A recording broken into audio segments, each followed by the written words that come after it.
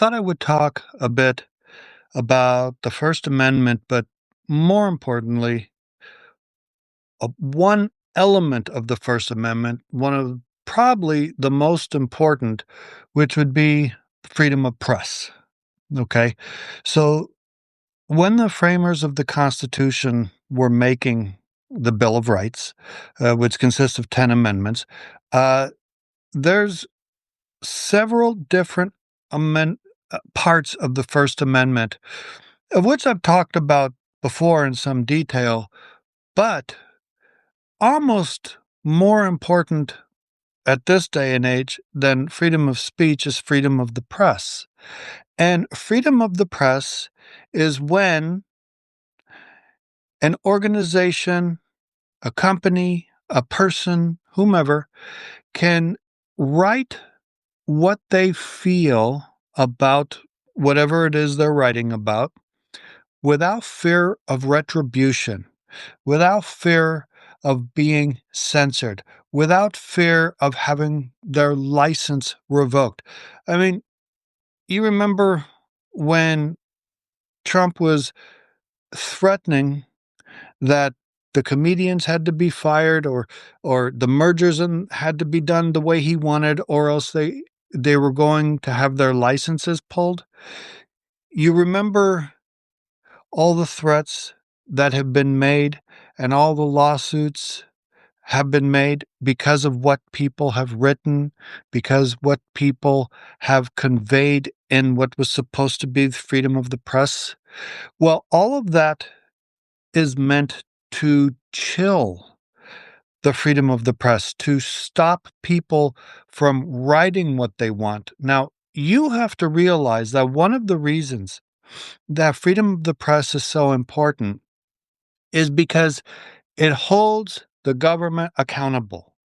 When there is true and real news, and when the freedom of press is uninhibited by fear, then the stories that they do will reflect what's really happening in the government without sugarcoating it, without putting it on the back burner because they're afraid to put it on the front burner, and without any kind of retribution. And it will hold the government accountable. It will make it so that the people, and we the people are the ones that are being represented by the government, will know what our government is doing. So the freedom of press is very, very important. Let me give you an example. You know how the 60 Minutes, how it used to be the gold standard, right? I mean, if something was on 60 Minutes, then you knew that story was going to hit home hard. You knew it was going to pull the truth out. You knew that they were going to report what they were going to report and that it was going to be true. Well, about 2 weeks ago, they had stated that they're going to do a report on the El Salvadorian prison where actually American citizens were sent, and a lot of people from America were deported to. And they were going to show how the torturous conditions were conducted there, how Americans were tortured, how people who might not have been American but were purposely deported there were tortured. And that story, even when you wanted to watch it on TV, that's what it said it was going to do. And then there was another 60 Minutes that was on. So what happened is the story was pulled because CBS was afraid that it would offend the White House and the administration, meaning it would offend Trump. And because of that, they self-censored themselves and they did not air the story. So what does that do? Well, number one, it shows that the organization is caving and essentially bending the knee to Trump.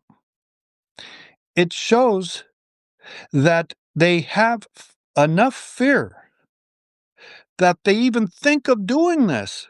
If you said a year ago that CBS was gonna self-censor itself and pull a real story off the air because they're afraid, I would have said, "No, that'll never happen," but it has. That's how bad the freedom of press has been reduced to. And if you look at the news now, you see everywhere on network news and so forth that they're softening the reality of what's happening, that they're not reporting on certain things that normally would have been reported in 5 seconds, but they're not reporting it because they're afraid. And in some respects, you can't totally blame them because when they get threatened to have their license pulled, when they get all these threats of lawsuits, they wanna stay in business, so that's why they do it, which they shouldn't. I mean, I'm not saying they shouldn't, but at least there's an understanding of what forced them to self-censor and pull it off the air. It just so happens that, for example, with the CBS story, that somebody leaked the story, or even didn't leak, but procedurally sent it to the Canadian organization that has authorization to air 60 Minutes. It was, of course, aired in Canada, and then it was put on YouTube. And now people who want to watch it essentially can go to YouTube and watch what was taken down. Now, what does this remind you of? North Korea, Russia? It reminds you of countries that try to hide the truth from their own citizens, and they have to find the truth through bootlegged copies of news that were basically taken from other countries. To be talking about this happening in the United States, I mean, is insane. I never thought it would happen. Okay. But that's what's happening. And it's only been 1 year that he's been in office. So if you look at the news now, the independent news sources are way up. And the CNN, CBS, NBC, all the organizations that have essentially self censored themselves because they're afraid to report all the news, the ratings are way down. So, what does that tell you? It tells you that people can still get the news. Freedom of press exists when you're independent more than it does with the networks because you can't take away their licenses. They're more easily able to get things and news out there. And that's why people are watching independent news sources much more because it reports the truth and it reports all the truth. It doesn't hide things. So, bottom line is freedom of the press is worth fighting for, and it is as important or more important than the freedom of speech. And believe me, I'm not downplaying the freedom of speech. That's super important as well. But I don't want you to think that freedom of press is not way up there. Because if the government can hide what they're doing, can put fear in everybody to not report the truth, then they can do all kinds of stuff that nobody would want them to do in order to maintain power and in order to accumulate more power. So, freedom of the press is required and needed for a successful democracy. Okay.